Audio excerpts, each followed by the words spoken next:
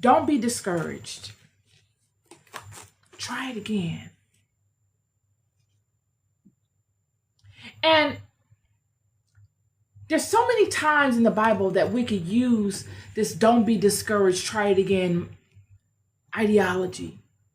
We see it with Jesus and Simon. They're done for the day. They're not pouting, but they've made peace with the day being done. And Jesus says, don't be discouraged, friend. Try it again. The same thing with David. Same thing with the king. Y'all remember when David went to Keilah? Goes to Keilah. He's on the run from Saul. Hard times. He's going through a lot. He's trying to keep his men busy. He's trying to keep himself busy. Stay active. So he doesn't get rusty. And he provides a resource to the people of Keilah, his brethren, in Sistren, because they were being taken advantage of. You would think that the people of Keilah would have honored David for such, but they didn't. They betrayed him, or would have. David gets word that Saul is coming. And he uses the ephod, divination system. These ephods that we look at in the Bible, again, if you don't know what an ephod is, it is a divination system in a sense. Just like any other divination system, but it is unique to the house of Israel. It's color-coded. It has 12 precious stones, each stone corresponding to each tribe of the house. And when God would speak to it, a stone of the tribe would light up. You would have to interact with it somewhat like you would a tarot card system. I know many of you that's going to rub y'all the wrong way, but it was the same way that you would interact with these divination systems such as tarot. You would get a symbol. The card would give you a symbol, or the color on the ephod. It was a breastplate. It was like a plate that you wore, a square. And when you took it off of yourself, you laid it on a table. It's like a big square. And you ask a question and the square lights up. But you have to have discernment to be able to understand what the square is telling you.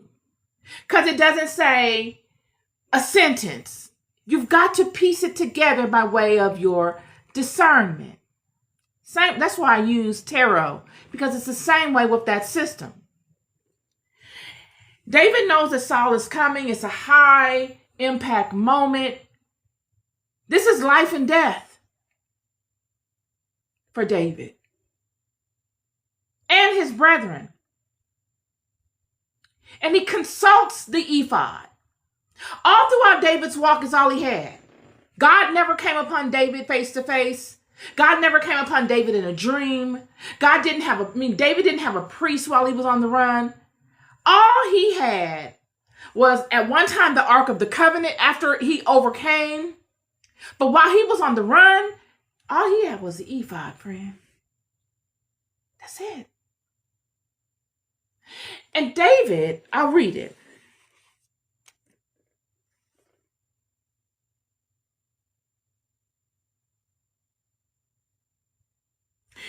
Verse 9, and chapter 23. David knew that Saul secretly practiced mischief against him. And he said to Abiathar the priest, bring hither the ephod.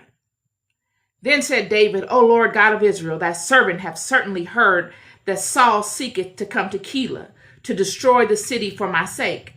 Will the men of Keilah deliver me up into his hand? Will Saul come down as thy servant hath heard? O Lord God of Israel, I beseech thee, tell thy servant. And the Lord said, he will come down. That's the worst news he could hear. He's hoping that God will say, no, he won't. But he hears the worst news. Yeah, he's going to come. You see, when the ephod speaks to you, it doesn't tell you the middle stuff. It doesn't say, no, not only is he going to come, friend, he's 5 minutes away. It doesn't say anything like that. It doesn't say he's there. It doesn't say, he's en route. It just says, it answers your question. It said, David asked, will he come? And God said, yeah, he will come.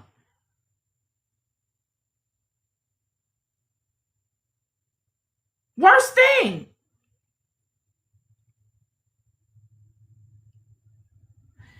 Then David said, will the men of Keilah deliver me and my men into the hand of Saul? And the Lord said, they will deliver thee up. Friend. You see, when the ephod speaks to you, it gives you the answer that you've asked. It's not painting a picture. David asked the